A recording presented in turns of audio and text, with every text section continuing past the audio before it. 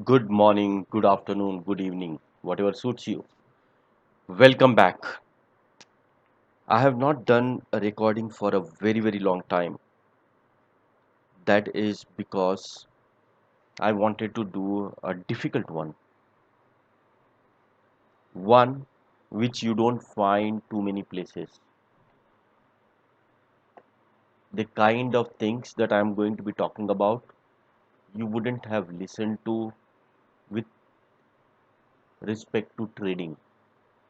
There are a lot of life coaches which talk about how to manage your mind, how to find self actualization and things like that.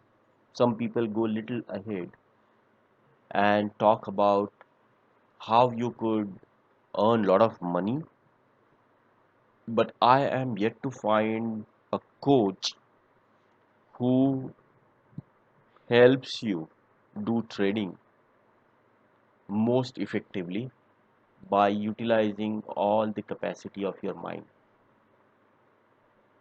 Let me start on psychology, on mind management, on how human brain works, looked at and observed near about 1,000 different traders, listened to about 500 to 600 different successful traders on their interviews, listened to fund managers, listened to a lot of uh, things. There's a lot of crap out there, by the way. But then, if you are behind a particular mission, you are able to find out what really is happening. And today, my topic talks about exactly the same. Welcome to the journey. I will not be able to finish everything in one recording. I would need a lot many recordings. I am going to handhold you till you reach there. If anyone needs specific mentoring, I am open for a nominal charge, of course. But then I believe that these recordings should be sufficient for you to be able to reach the pinnacle of trading and to be one among the most successful traders ever. Today, I'm going to be covering very high level information about how the human mind works, and then in subsequent sessions, I am going to be covering areas of real transformation, and I would help you do those transformations. Let's start with the risk disclosure. Investing is risky, it's not for everyone. Think twice before you put in your hard earned money. Financial success depends on various factors, internal and external. Although I'm going to be helping you, since I'm not able to be in front of you, I'm not able to know you, I will not be in any position to take any risks on your behalf. So listen to this, follow this at your own risk. Have you ever had any of these conditions? I mean, whenever I have asked these questionnaires and many more other questions to the traders, about 95% of the traders, 95% of the traders say yes. I have last one whole year where I have had small winners and I have had large losers. Whenever I lose money, I for some reason I my position size is always too large. My winner position size is always small. I exited position yesterday and see now this stock has started moving. How stupid I am. Every time I do chart reading, I am always correct. But then I'm not able to implement that into my trading to make money. my hands shiver when I have to take a major decision of buying. And then I ask, how much amount are you putting in? He says, I was paper trading. His hands are shivering when doing paper trading. I don't think he will be able to be successful trading till the time he goes through my mentoring. I just lost in just one particular trade. I was all successful, and then I had this major loss which took away everything that I had. My trading has been a coaster ride. I earn someday, I lose someday, and net, I am neutral. I have a mixed response. I have got a lot of people tell me that I am an engineer, so I cannot be a good trader. I am intelligent, so I cannot be a good trader. But it's really my passion. I really want to excel in trading. Any of these questions have come across you at any point in time, you definitely need to spend little extra time and listen to what I have to say.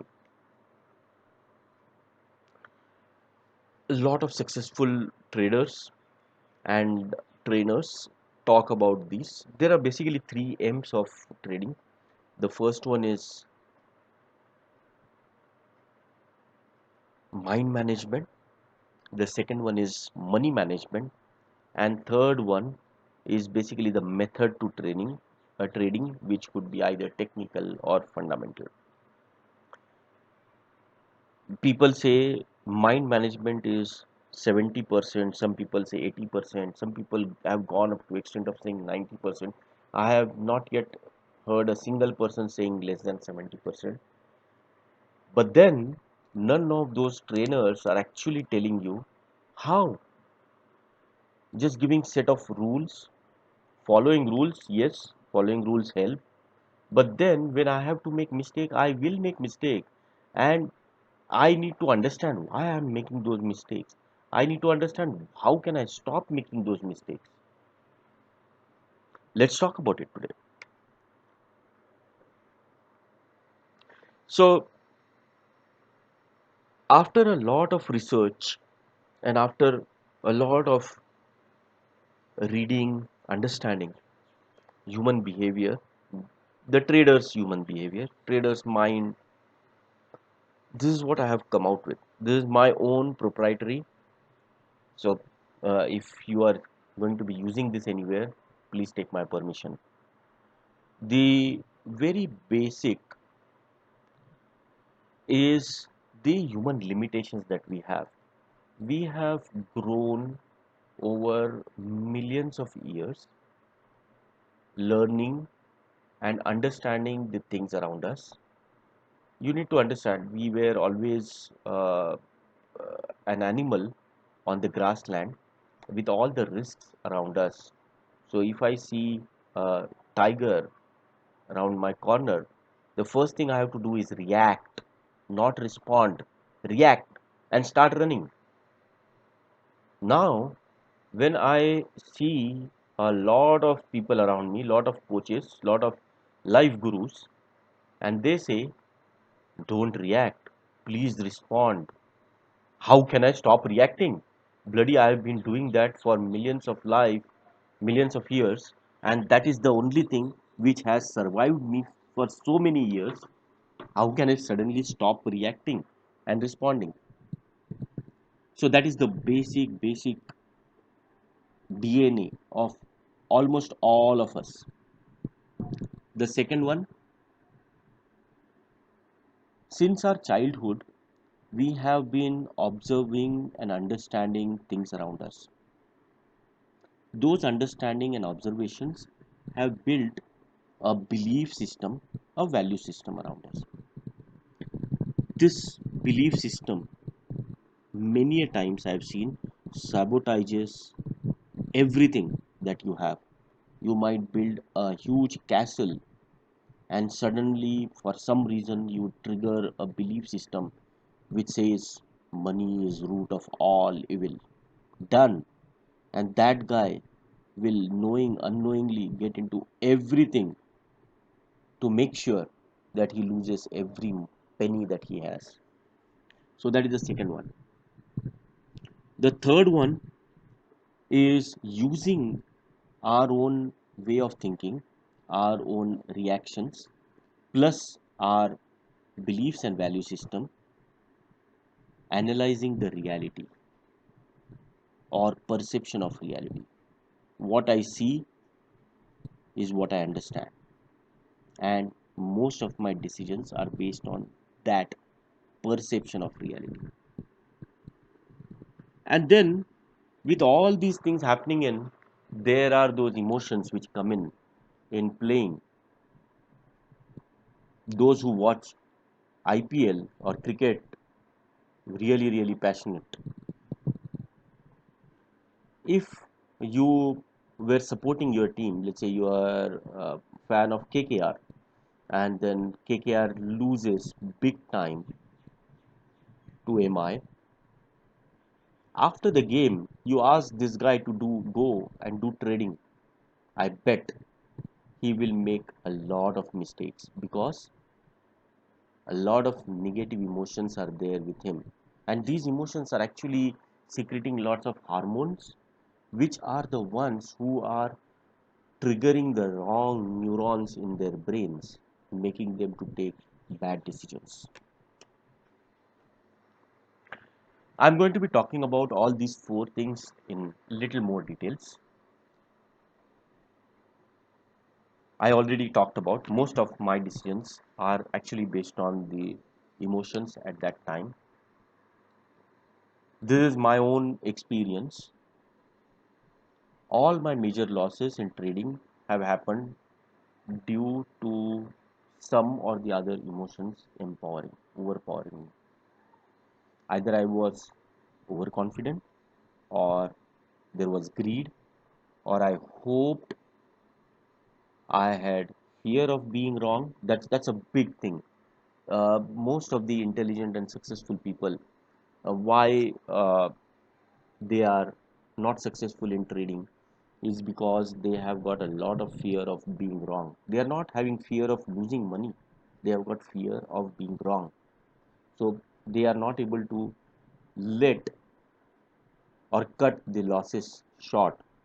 They are hoping that the losing trade will turn around and make them money. And then regret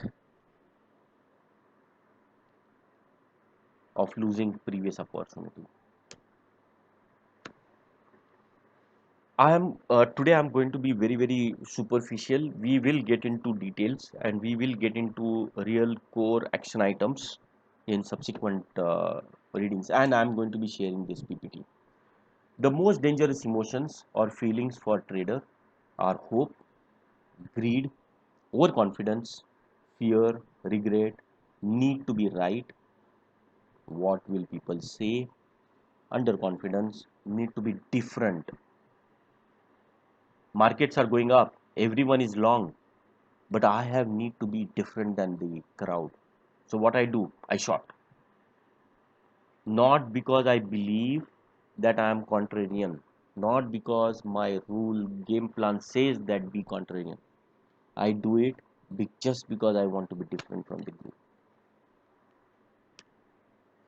Positive emotions or feelings for a trader: peace, happiness, contentedness, feeling relaxed, feeling energetic, hope, elated, relaxed, being alert, confidence. See, if you really look at the emotions, you can categorize them as pleasant emotions and unpleasant emotions, and then there are certain emotions which activate certain neurons in your mind. So, being alert, being excited, or being tensed, nervous, and there are certain feelings which deactivate. You are fatigued, you are bored, you don't feel like doing anything, or you are calm, relaxed. You need to be able to identify which quadrant you are right now in. So if you want to be a successful trader, you should either be in the top right hand quadrant or bottom right hand. Bottom right hand works little better, especially for the exit times. Top right hand works mostly for the entry times. It really depends, it person to person, because we are going to be looking at other things which are person dependent. Then let's talk about reality. We always want to base our decisions on reality. I don't do anything without looking at charts. I don't do anything without reading 100 articles. I don't want to be judgmental. Now, what is reality? What the hell is this reality? Is it what I see? Now, this picture, the old man, if I zoom in, it's actually not the old man. It's a dog sleeping on the road. Did I really see the reality? It depends on how many feet away you are looking at the reality. If you look at our method part, we are looking at charts on monthly basis, weekly basis, and daily basis. So that's the way I want to look at also the zoom in picture and the zoom out picture. Both the orange dots are of same size here, but then I am not able to perceive the reality the best way, the right way. Is it what I hear? But then, are you listening what you really want to listen? Are you listening based on your emotional being at that time? When I'm angry, do I really listen to things? Is another person telling you absolute truth? Is there anything called as absolute truth? Somebody sees a guy falling from a motorbike and says he had an accident. Another guy had little bit different version of the same truth. He says he's kid, and the third one says that he was hit by the car, and all three of them might be right because their observation would have given them those three things. Are you listening to emotions of people? Compare Dr. Manmohan Singh to Mr. Modi. Look at their style of talking. When somebody talks with lot of energy, lot of feelings, you tend to get motivated towards what he's saying. So, are you really listening to the words or the emotions? Are you able to filter the noise? There's a lot of noise in what people say. If I have to tell somebody that I hate you, I wouldn't say I hate you. I would make a big story of everything and then tell. So are you able to just listen to that? Are you listening to the right person and right thing, right channel? External clutter, news channels, newspapers, they are doing what interests them. They are doing what gets them the TRP. Believe me.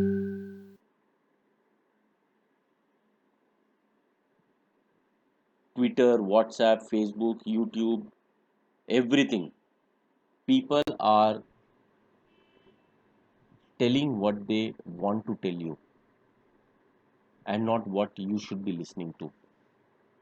There are a lot of people who are working out plans to trade based on the sentiments that are going on in Facebook and Twitter and everywhere else. And I have seen a lot of contrarian players there being successful. But that's, I mean, I don't know how that's going to be working out in next few years. The third one is the belief. Our beliefs are already playing in the background, and then we have developed our own value system. See, our brain is a very lazy part of our physical body. It does not want to do work when it is not required. So it creates rules. It creates lot of rules. When it sees red, it says it's danger because red is linked with blood.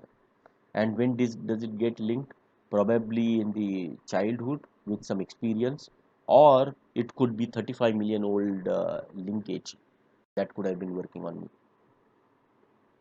So the value system is how we evaluate things and situations around us. And these are based on our observations, these are based on our feelings.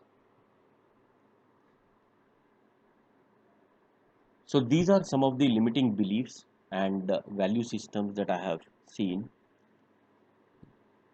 A lot of people around me say money is root of all evil. But then it is the people who are able to utilize that money for positive are the ones who are really able to get the difference done, right? Look at Bill Gates, all the good work that he's doing in healthcare. People do all sorts of bad things to get money. Oh, this guy is got a BMW in less than 6 months. He must have done something bad. Rich people are those who are selfish, don't care for society or nature. These guys, petroleum producing guys, they are producing petroleum only for making money, don't care about nature. Rich people don't have time for self or family.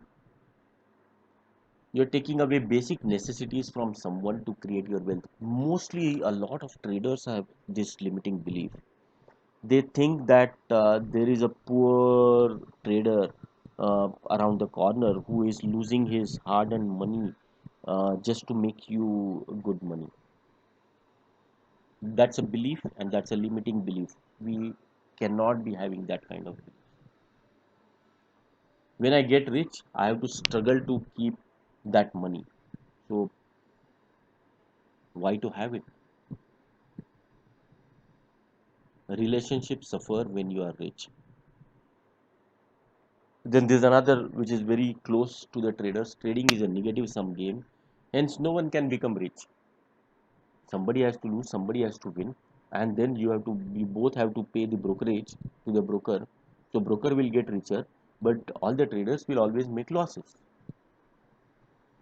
Now, understand one thing, these beliefs are there based on what we have observed, what we have heard from people who matter the most.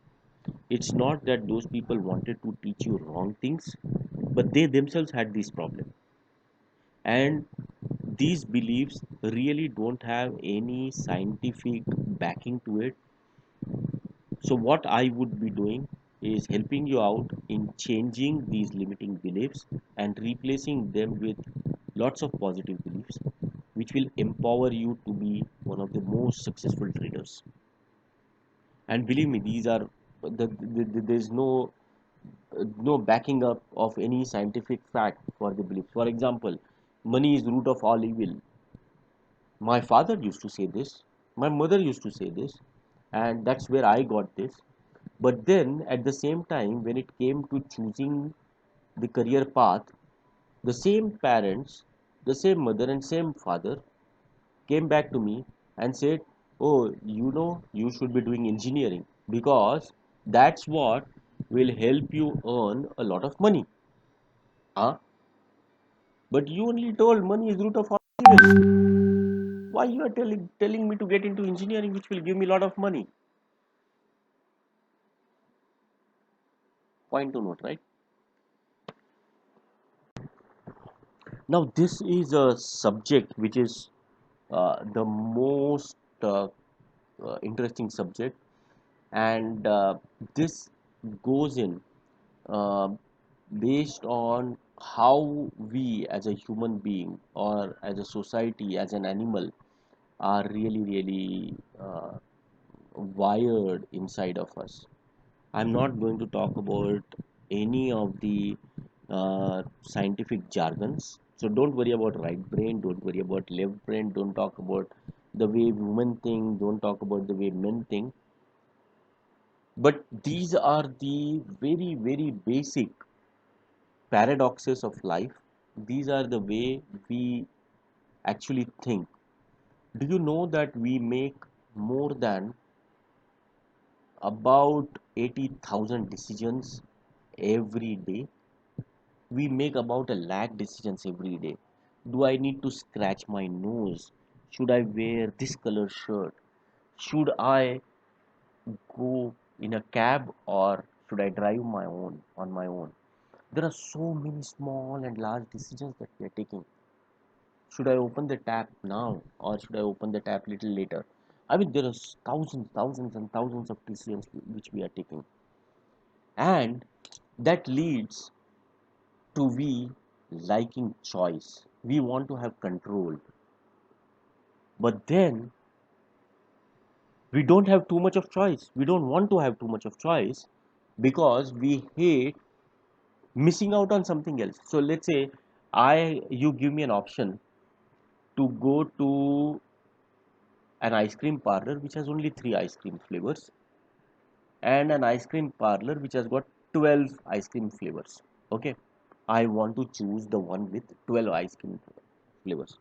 But then if I tell you that you've got mango, vanilla and chocolate in the first one, and then you've got sitafal, you've got chocolate truffle, you've got 3 different types of chocolates, you've got 4 different types of from a combination flavors, you've got 5 different types of uh, mm, the fruit flavors and blah blah blah. Now all of a sudden you no more want to go to the ice cream shop which has got variety. You want to go to the ice cream shop which has got only 3. Why? That's because this ice cream shop seem to have too many things, too many choices to make, and I don't want to lose on one flavor against other, so I don't want to go into those choices. It's little difficult. We will be talking about it in details with lot many examples going forward. The next one, this is very important. Most of our decisions are driven by instant pleasure at the cost of long term pain, but we hate taking short term pain for long term gains.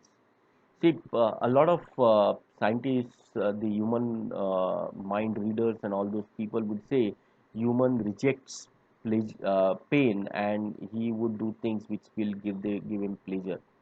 But then there are a lot of examples where you would see that humans are not behaving that way.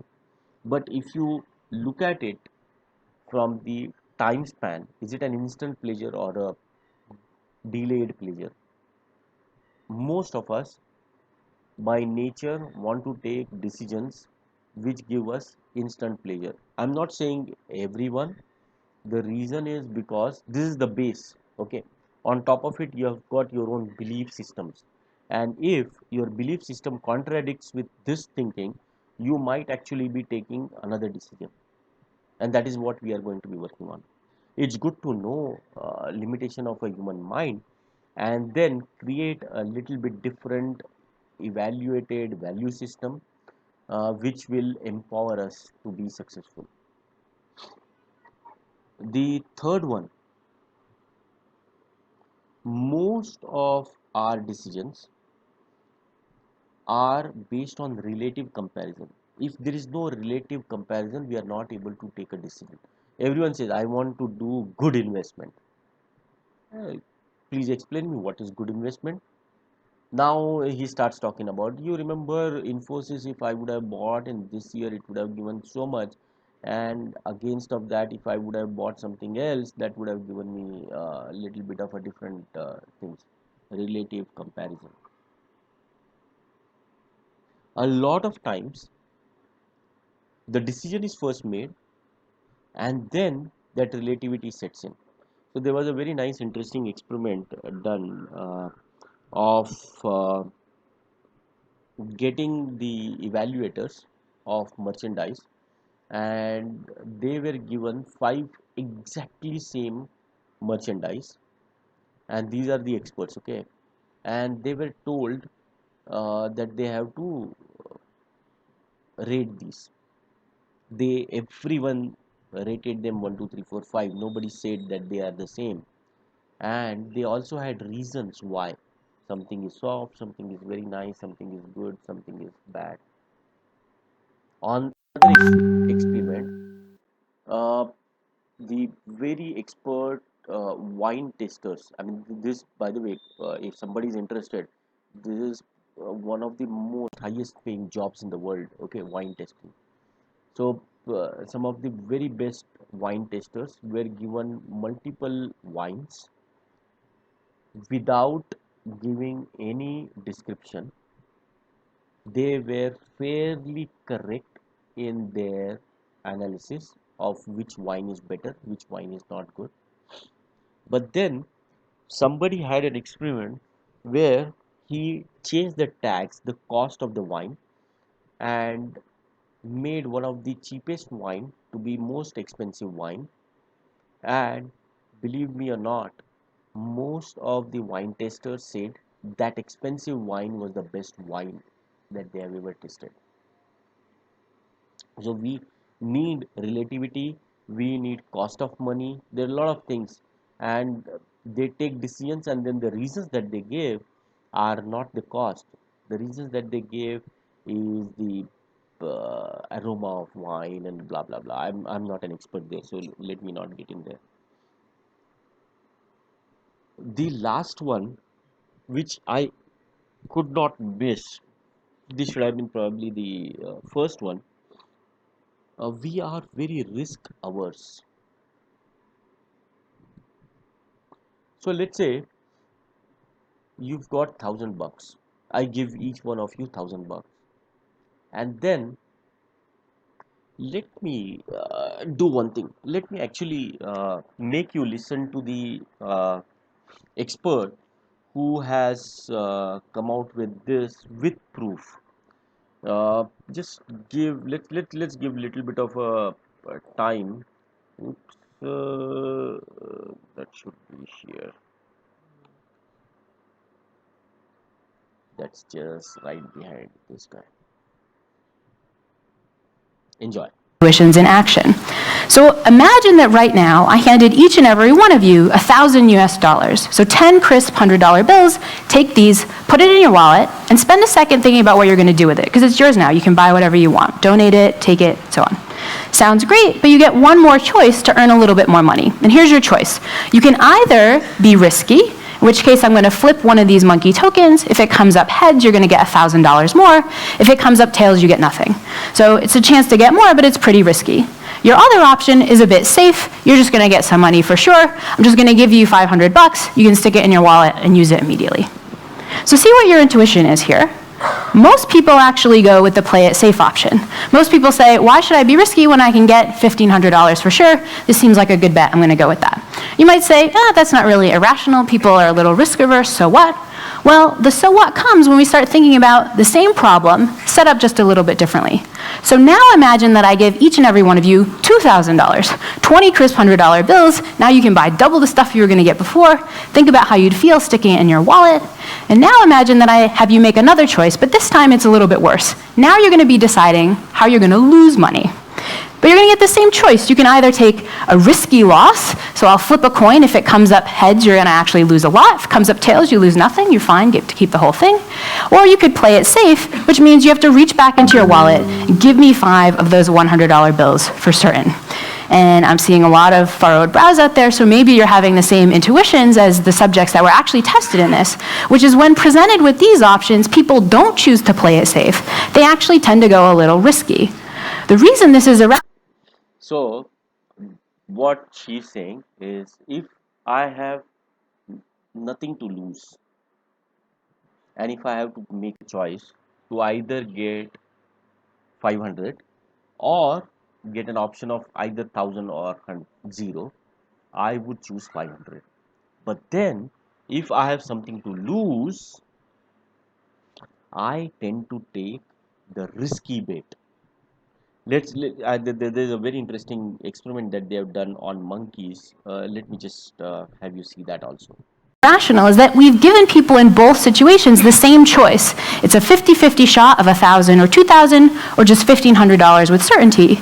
But people's intuitions about how much risk to take varies depending on where they started with. So what's going on? Well, it turns out this seems to be the result of at least two biases that we have at the psychological level. One is that we have a really hard time thinking in absolute terms. You really have to do work to figure out that, well, one option's 1,000, 2,000, one is 1,500. Instead, we find it very easy to think in very relative terms, as options change from one time to another. So we think of things as, oh, I'm going to get more, or oh, I'm going to get less. This is all well and good, except that changes in different directions actually affect whether or not we think options are good or not. And this leads to the second bias, which economists have called loss aversion. The idea is that we really hate it when things go into the red. We really hate it when we have to lose out on some money. And this means that sometimes we'll actually switch our preferences to avoid this. What you saw in that last scenario is that subjects get risky because they want the small shot that there won't be any loss. That means when we're in a risk mindset, or when we're in a loss mindset, we actually become more risky, which can actually be really worrying. These kinds of things play out in lots of bad ways in humans. They're why stock investors hold on to losing stocks longer, because they're evaluating them in relative terms. They're why people in the housing market refuse to sell their house because they don't want to sell at a loss. The question we were interested in is whether the monkeys show the same biases. If we set up those same scenarios in our little monkey market, would they do the same thing as people? And so this is what we did. We gave the monkeys choices between guys who were safe, they did the same thing every time, or guys who were risky. They did things differently half the time. And then we gave them options that were bonuses, like you guys did in the first scenario, so they actually have a chance to get more, or cases where they were experiencing losses. They actually thought they were going to get more than they really got. And so this is what this looks like. We introduced the monkeys to two new monkey salesmen. The guy on the left and right both start with one piece of grape, so it looks pretty good, but they're going to give the monkeys bonuses. The guy on the left is a safe bonus. All the time he adds one to give the monkeys two. The guy on the right is actually a risky bonus. Sometimes the monkeys get no bonus, so this is a bonus of 0. Sometimes the monkeys get 2 extra. For a big bonus, now they get 3. But this is the same choice you guys just faced. Do the monkeys actually want to play it safe and then go with the guy who's going to do the same thing on every trial? Or do they want to be risky and try to get a risky but big bonus, but risk the possibility of getting no bonus? People here played it safe. Turns out the monkeys play it safe too. Qualitatively and quantitatively, they choose exactly the same way as people when tested in the same thing. You might say, well, maybe the monkeys just don't like risk. Maybe we should see how they do with losses. And so we ran a second version of this. Now the monkeys meet two guys who aren't giving them bonuses. They're actually giving them less than they expect. So they look like they're starting out with a big amount. These are 3 grapes. The monkey's really psyched for this. But now they learn these guys are going to give them less than they expect. The guy on the left is a safe loss. Every single time he's going to take one of these away and give the monkeys just 2. The guy on the right is the risky loss. Sometimes he gives no loss, so the monkeys are really psyched, but sometimes he actually gives a big loss, taking away 2 to give the monkeys only 1. And so what do the monkeys do? Again, same choice. They can play it safe for always getting 2 grapes every single time, or they can take a risky bet and choose between 1 and 3. The remarkable thing to us is that when you give monkeys this choice, they do the same irrational thing that people do. They actually become more risky depending on how the experimenter started. This is crazy because it suggests that the monkeys too are evaluating things in relative terms and actually treating losses differently than they treat gains. So what does all of this mean? Well, what we've shown is that, first of all, we can actually give the monkeys a financial currency, and they do very similar things with it. They do some of the smart things we do, some of the kind of not so nice things we do, like steal it and so on, but they also do some of the irrational things we do. They systematically get things wrong, and in the same ways that we do. This is the first take-home message of the talk, which is that if you saw the beginning of this and you thought, oh, I'm totally going to go home and hire a capuchin monkey financial advisor, they're way cuter than the one, don't do that. They're probably going to be just as dumb as the human one you already have. So the most important thing that we've seen here is that the monkeys are making exactly same mistakes that we make, or in other simple words, the mistakes that we are making have been carried over to us for last 35 million years. You understand? Now you tell me why 95% of the traders make losses. Food for thought, right? It's very easy to say that these kind of people don't make money, these kind of people don't earn consistent profits, and it's very easy to say 95% of the traders make losses. It's very difficult to understand what's really going on until and unless you are able to find out what really is happening. Once you know this, you could look at very basic stuff to be able to avoid these mistakes. These are some of the videos. The last one is the one that you saw just now.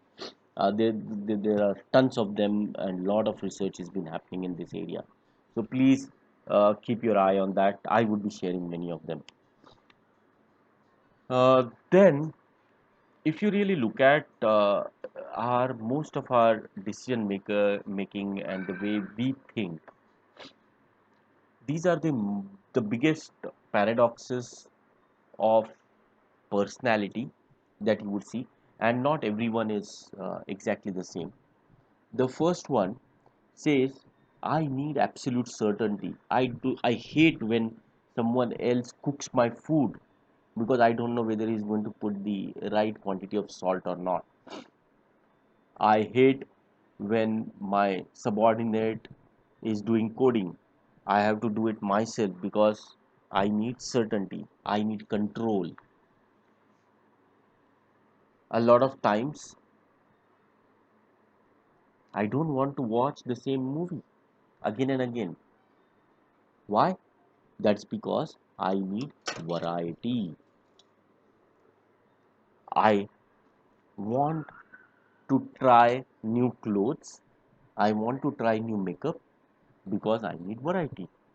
So, the first dimension along which we are always moving is certainty and variety. Some people want more certainty, there are some people who want more variety.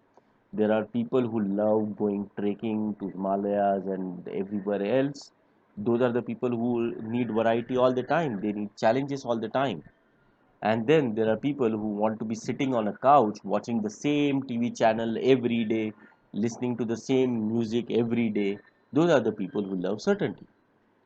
The next one is significance. I want to be different than everyone else. So I want to do something different.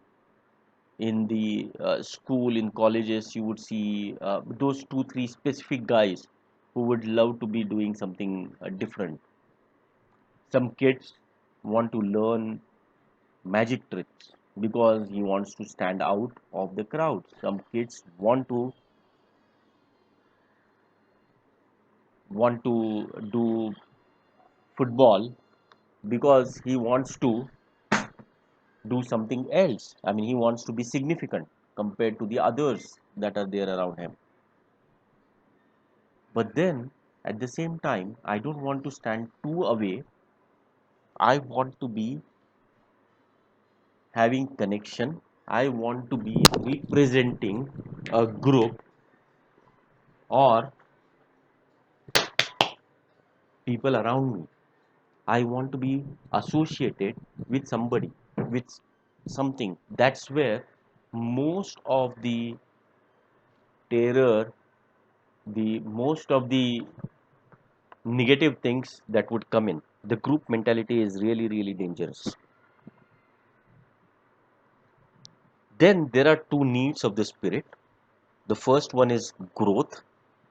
I want to grow in knowledge. I want to grow in financial freedom. I want to grow in everything. I want to get the sense of growth. And the last one, which is most important, I want to be able to do contribution to the society. I want to donate to the people who are giving life from military. I want to be donating to the poor who don't have parents, and blah blah blah. So if you really try to figure out for as an individual where exactly you fit, you will be able to decide what kind of traits you want to be taking. Do you want trades which are going to be sitting for a long time and going with the masses? So, trend following. Are you a contrarian? Do you want to be going against the masses? Are you a short term trader? Are you a long term trader? If you need significance, can you get significance without losing your money, hard earned money? So, we will be doing in details analysis of people here. To sum it up, I have made a promise to myself that each of my videos will have to have some actionable and will have to have some learning, some improvement idea for all of you here.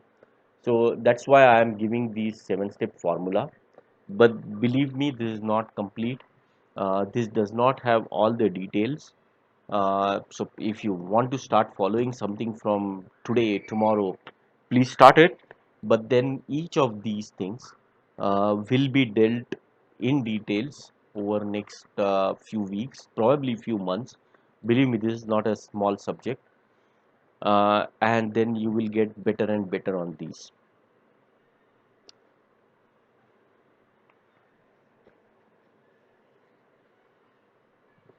This is prescriptive in nature. Do it if you really believe that I am talking sense. I recommend meditation twice a day. If you don't know how to do meditation, there are lots of audios, videos on the internet which do something called as guided meditation. We will also do one in one of our recordings. Exercise, physical exercise as well as mental exercise. You need to be energetic all the time. You don't want to be fatigued. I have one of my nephews playing chess, and the most important thing that they teach to these kids is to be able to be thinking continuously, keep on thinking for 20 hours in a day. Start with 5 hours, 10 hours, 15 hours, 20 hours. So these guys, the biggest risk is feeling fatigued when playing a tournament. So you need to have those stamina, and exercise is the only thing which will give you more and more stamina. Define your vision. This is something that we will also try to do together. Some people call it goal, so it's okay. Define your vision or goal. Read it aloud every day. Emotionalize it while doing your meditation. Internalize it. We'll talk about how to get through that. The fourth one, we need to replace our limiting beliefs and value systems with empowering beliefs.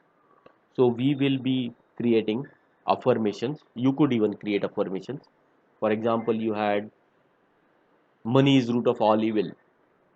You could change it saying richness and more money I have, I can make more good than the evil. And then again, same thing, read it loud, emotionalize, internalize it. It really, really works. I have tried it and it has worked with me. Next one, reduce your social media news to avoid getting impacted emotionally. I don't watch news. I don't read newspapers. If some news has to come to me, it does come to me, and that is sufficient for me. Define simple rule based strategy to take out emotions from trading. That was the reason why I showed only one very simple strategy to do investments. If you ask me, I know more than 2000 different indicators. I have created more than 200 my own indicators, and I keep on investigating and trying to find out better and better. But then when I'm trading, I am trading only based on my basic rules. My basic chart is very simple. That takes away all the emotions, because what I see is not what it is really. So I would see what I just have decided to see and take decisions based on it. At the end of the day, it's only a probability game, right? And last one, but probably the most important thing that you must start doing it from now: document. Document every trade, every investment. Document your emotional state when you are taking it. Document your emotional state when you are exiting it. Try to analyze what was really happening in your mind, how you were getting impacted. Was it the emotion at that point in time? Was it your belief system? Was it your real limitation as a human mind that was playing on? So you need to have different approaches to different things. It helps a lot if you have 3 months of analysis of your own emotions and your own decisions. I can provide you with a solution in 15 minutes, which will work out for you. Thank you very much. If you liked it, please like it, subscribe to my channel, get more people to view it. This is for everyone. More people view it. It's not going to reduce your chance of making money, it will only increase your chance of making more and more money. So, have a great day, have a great trading. Really, really happy trading. Cheers. Bye.